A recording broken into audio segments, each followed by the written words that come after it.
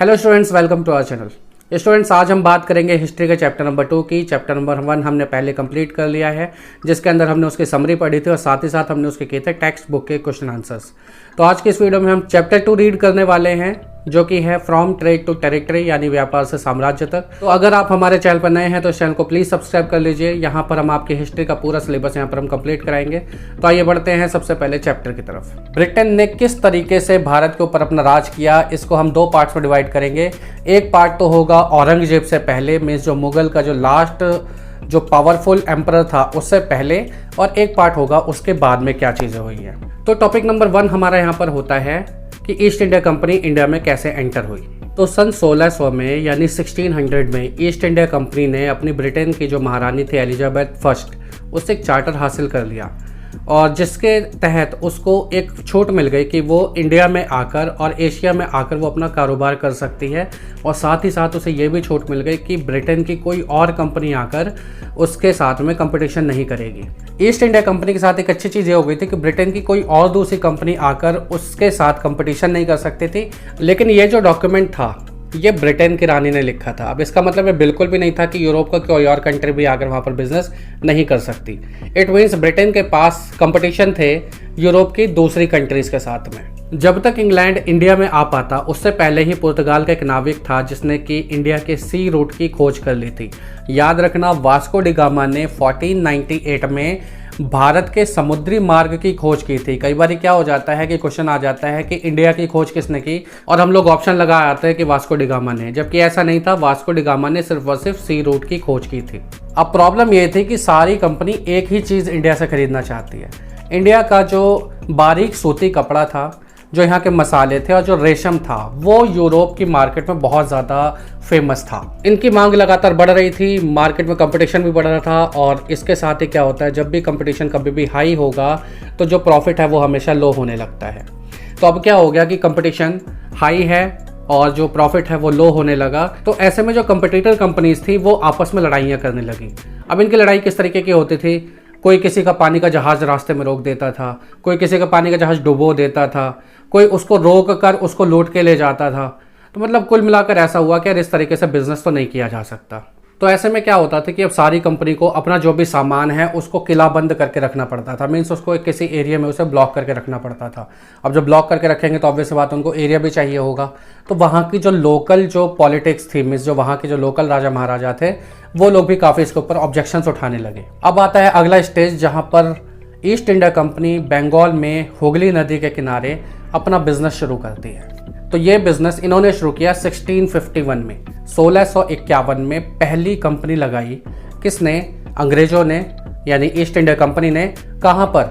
बंगाल के हुगली रिवर के किनारे। अब देखिए यहाँ पर एक छोटी सी बात आ जाती है कि इंग्लैंड के लोग कभी भी नहीं चाहते थे कि वो भारत पर राज करें। वो सिर्फ और सिर्फ यहाँ पर ट्रेड करने के लिए आए थे। लेकिन यहाँ पर अब किस तरीके से देखिए सिचुएशंस क्रिएट होती है कि उन लोगों को लगने लगा कि यार ये लोग तो बड़े ही ज़्यादा आसान हैं, इनको आसानी से इनके ऊपर कब्जा किया जा सकता है और हम अपने जो प्रॉफिट्स हम उसको और भी ज़्यादा बढ़ा सकते हैं। इनके मन में सिर्फ और सिर्फ इतनी सी बातें थी। अब देखिए किस किस तरीके से होता है। पहली कंपनी इन्होंने लगाई 1651 में। तो कंपनीज के वेयर हाउस भी होते थे जहाँ पर अपना जो तैयार हुआ माल था उसको रखते थे।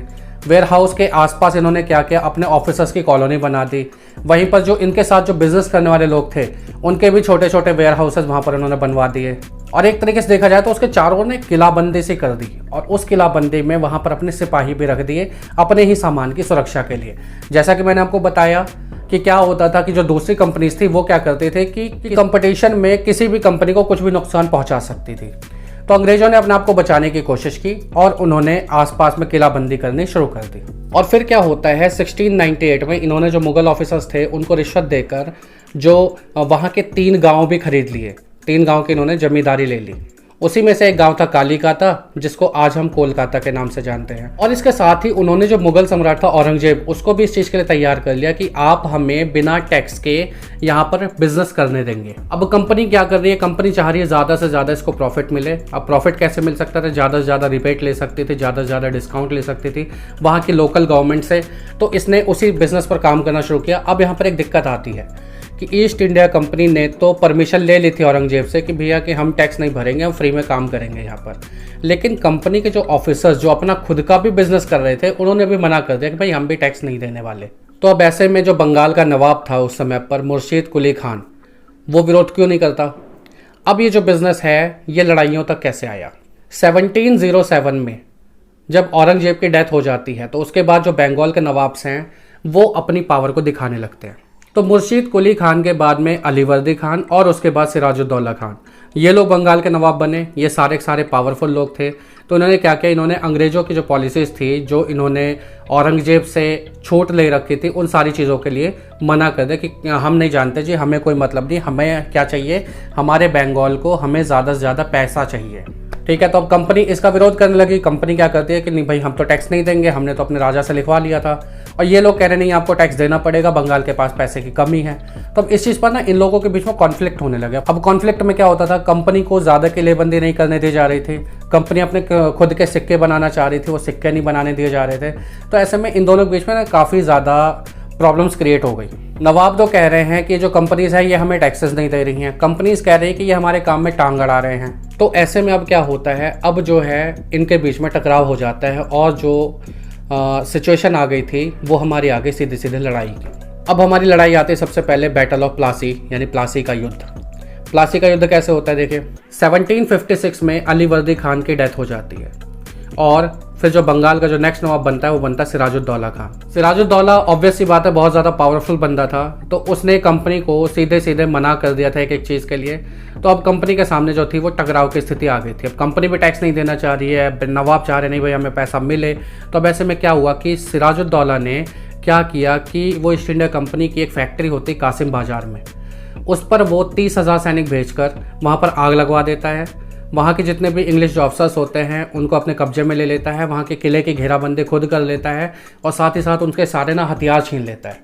और इसके बाद वो क्या करता है, वो कलकत्ता में जो इनकी फैक्ट्री होती है उसकी तरफ ये अपनी जो गाड़ी थी वो बढ़ा देता है।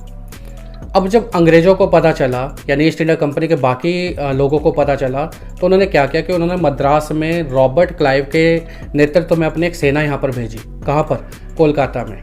तो अब जब रॉबर्ट क्लाइव यहाँ पर आ गया तो उसने नवाब के साथ काफ़ी टाइम तक सौदेबाजी की, लेकिन जब एंड में जब नवाब नहीं माना तो 1757 में इन्होंने वो लड़ाई छेड़ दी। अब देखो अंग्रेज जो थे ना वो कभी भी किसी भी नए इलाके में जाकर सीधे सीधे हमला नहीं करते थे।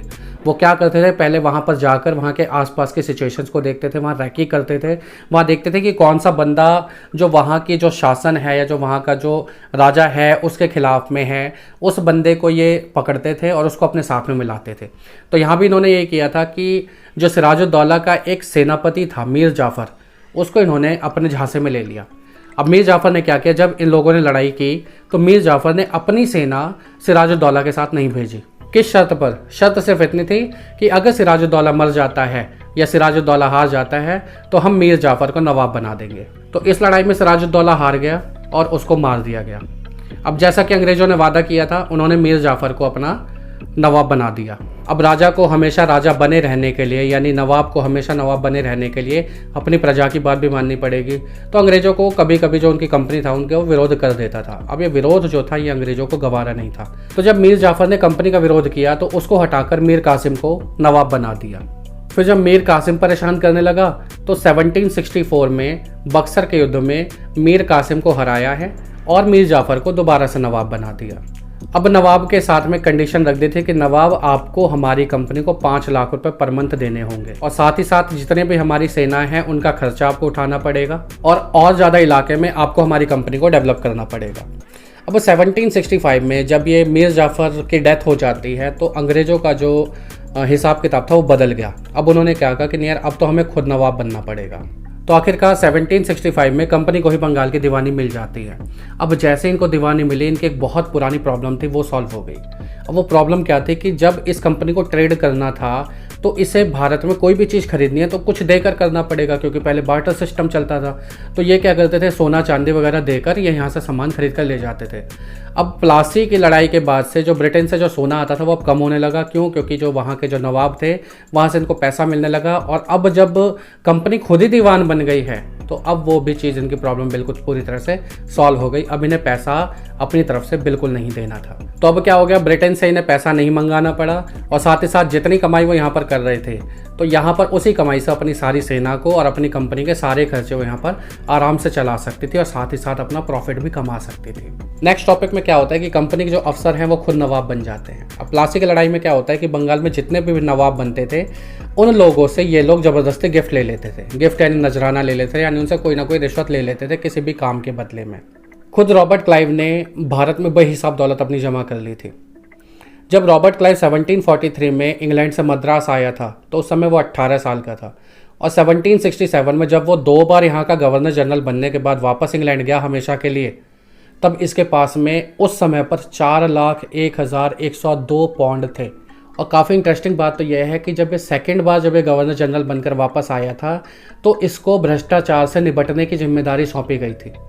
लेकिन 1772 में ब्रिटिश की संसद में, वहाँ की पार्लियामेंट में इसको खुद को इस बात की सफाई देनी पड़ी कि यार मैंने कोई भ्रष्टाचार नहीं किया था। अब किसी तरीके से रॉबर्ट क्लाइव भ्रष्टाचार के आरोपों से बरी तो हो गया, लेकिन 1774 में इसने सुसाइड कर लिया, सोसाइटी में जो इसकी बदनामी हो गई थी उसके कारण। लेकिन कंपनी के सारे अफसर ये काम नहीं कर पाए, यानी हर कोई रॉबर्ट क्लाइव की तरह अमीर नहीं बन पाया। लेकिन इंग्लैंड से जो भी कोई बंदा इंडिया आता था तो इट मीन्स वो बहुत ज़्यादा पैसा कमा कर जाता था, तो इसीलिए यहाँ के लोगों को वहाँ नवाब्स कहने लगे। नवाब्स यानी कि रातों रात अमीर बनने वाले लोग। अब अगर हम 1757 से 1857 के बीच में अंग्रेज़ों ने किस तरीके से भारत पे अपना कब्जा किया है उसकी अगर हम थोड़ी सी भी स्टडी करना चाहें तो हमने जैसा कि पहले ही डिस्कस किया था कि अंग्रेज़ कभी भी किसी भी नए इलाके में सीधे नहीं घुस जाते थे। पहले वहाँ के एरिया की बाकायदा रैकी करते थे, वहाँ के टॉप क्लास में कौन से ऐसे लोग थे जो वहाँ की सरकार से खुश नहीं थे उनको अपने कब्जे में लेते थे और फिर उसके बाद फिर वहाँ पर शासन करते थे। तो ऐसे में इन्होंने कई सारी ऐसी भी चीज़ें की, ऐसी नई पॉलिसीज़ लेकर आए कि जिससे अंग्रेज़ों को सीधा फ़ायदा होने लगा। जैसे एक थी सब्सिडरी अलायंस यानी सहायक संधि। अब इस सहायक संधि में क्या होता था कि वहाँ के जो लोकल नवाब्स होते थे उनको ये सिक्योरिटी देते थे एक तरीके से, लेकिन किस एवज में कि वहाँ पर इनके सिपाही रहेंगे, आप अपने सिपाही हटाओगे, वहाँ पर हमारे सिपाही रहेंगे, उनको खर्चा आपको देना है और इसके बदले में हम आपकी बाकी के जितने भी नवाब्स हैं यानी वहाँ पर बाकी के जितने भी लोकल जो दूसरी गवर्नमेंट्स हैं उनसे आपकी हम सिक्योरिटी करेंगे। अब यहाँ पर एंट्री होती है टीपू सुल्तान की। टीपू सुल्तान बेसिकली दक्षिण भारत के एक राज्य मैसूर के सुल्तान का बेटा था। वहाँ के सुल्तान थे बेसिकली हैदर अली के बेटा था टीपू सुल्तान।